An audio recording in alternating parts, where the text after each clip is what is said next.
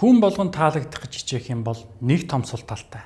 Яг ингэхэн сонжигсон бусдын санаанд таалагдах гэж хичээгээд хэлсэн болгонд нь заа гэж зөвшөөрөө тавил үнэлэх үнэлэмж чинь улам л бага бол. Сэтгэл зүйн талаас тайлбарлах юм бол илдэг сайхан хандсандаа биш эсрэгээрээ хүмүүс таныг дутуу үнэлж эхлээд сүлдээ бүр анзаархаач байл.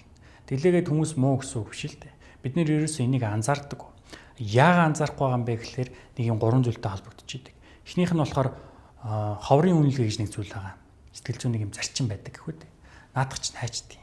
Байж л байдаг штэ гэж яригдж байгаа бол та аль хямдхан болсон үнэлэгдэхэ байсан л гэсэн үг.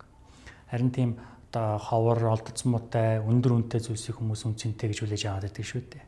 Тийм болохоор үргэлж бүх зүйл дээр заа гэж хэлдэг бол үнцэнэ алтнаа л гэсэн үг.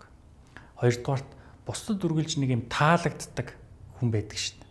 Ийм хүнийг бол зүгээр таалагдхаас цаашгүй, ярианаас цаашгүй, ялангуяа ажлын байран дээр их тохиолддог тийм.